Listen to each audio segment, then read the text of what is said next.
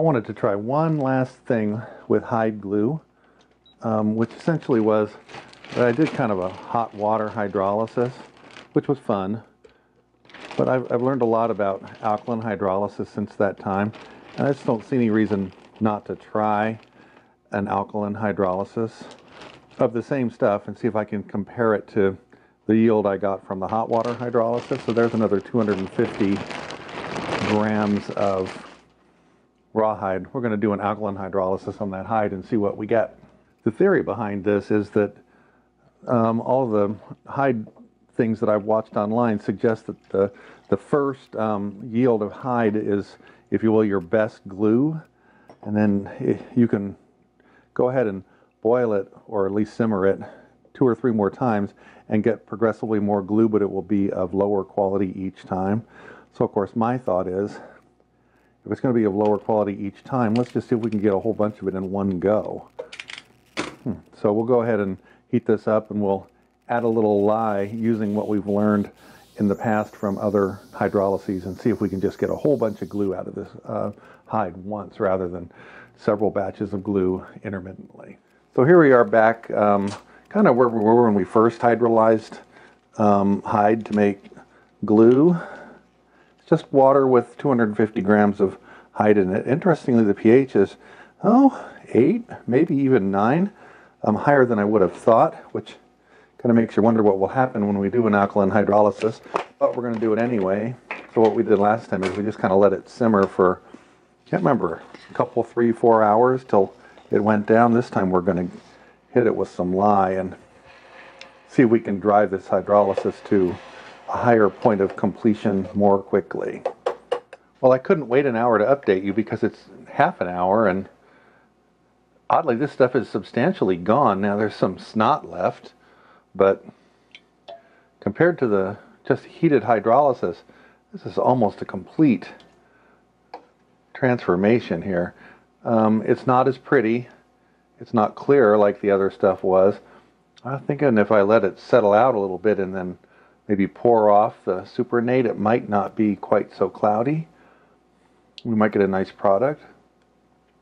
So before I move on to try to separate this stuff out and get glue out of it, I just wanted to mention that alkaline hydrolysis has been mentioned in the news lately as a kind of a chemical sort of cremation, kind of a new way to dispose of your body if you don't want to do it the old-fashioned way. And one thing that comes to mind for me is if I come home from work one day and the missus has got a sack of lye next to the bathtub and says, "Gee, honey, you look like you've had a long day. Why not have a nice hot soak?" Yeah, I think I'm going to watch my ass in that situation, because I'm really getting impressed with how tremendously thorough a alkaline hydrolysis appears to be.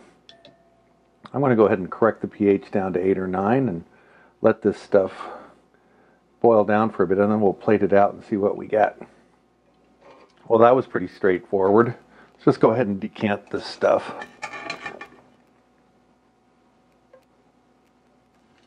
It's obviously not going to be as clear as it could have been. There's just too much schmutz in it.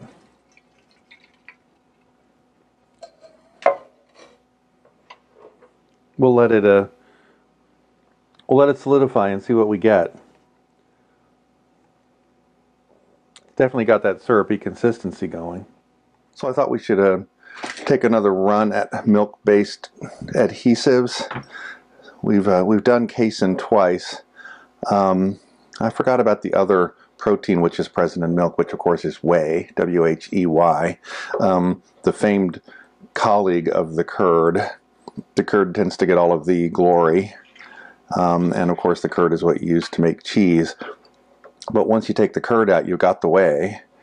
I know a lot of bodybuilding types who seem to think that eating whey is a good idea, probably makes them strong or something. I think it's probably most likely that they're just succumbing to the marketing of what was an otherwise useless byproduct of cheese manufacture.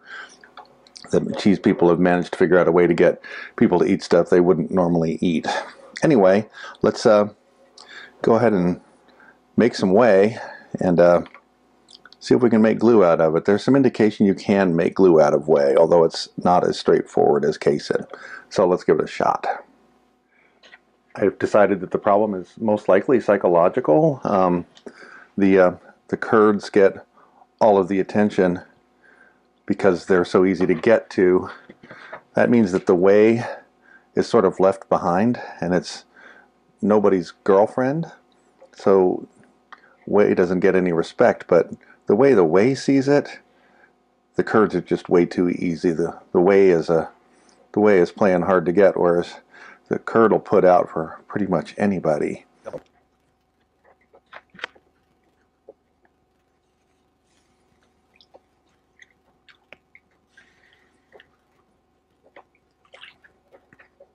So I've gotten out all the curd, and I've normalized the pH on the whey.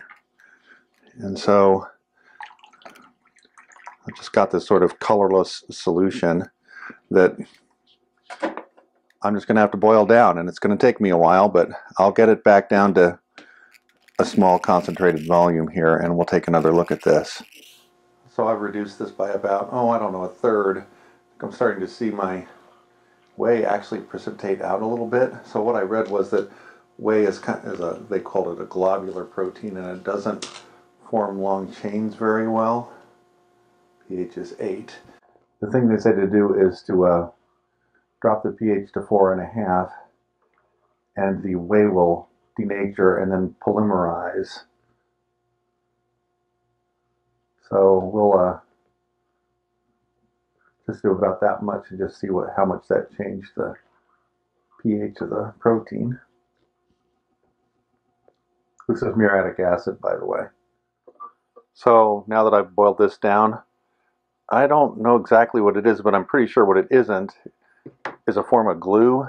And this stuff looks more like cream of wheat, or you know what it honestly looks like? It looks like paste. You know, as a kindergartner, I was a paste eater. It's one of my fondest memories of the halcyon days of my youth, but you know, I'm really not looking for paste. I'm looking for glue, and I don't think I made glue here. Well, we'll plate it out and see what we get, just like we've done with all the others. Since I didn't get the chance to capture the alkaline hydrolysis of casein on the last video, I have this casein. I figured I would just take the chance to capture that alkaline hydrolysis because it's an interesting reaction.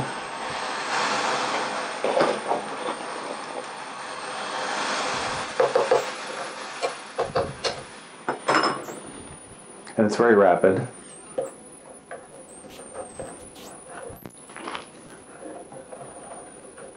Substantially complete within about a minute. It'll probably take another 5 to completely dissolve it, but still very fast. About 10 or 11, and I'll bring it back down to about 8 before I finish concentrating it. Very fast. Let's wrap up this milk-based glue adventure. That's my whey glue. I'm having a dickens of a time getting it to dry out.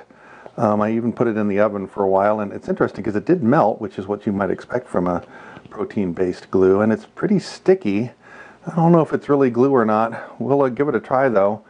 According to the interwebs, they make plywood using this stuff as a glue, so I guess we'll see. Just as an FYI, I went ahead and made more hydrolyzed casein glue. In fact, I got 148 grams of it. My previous casein glue was only 28 grams, so that's what, 5.5 times as much. So I got plenty of casein glue. If you know anybody who wants that, I'll only need a little bit for a glue off. Let's talk about my hide experiment. So there's my original hide glue. I got 47 grams of hide out of, remember, 250 grams wet weight of hide. Wish I had checked the dry weight before I did the wet weight. Here's my hydrolyzed hide, 64 grams, so about 50% more. But remember, I don't know if you remember if I did this, but I had kind of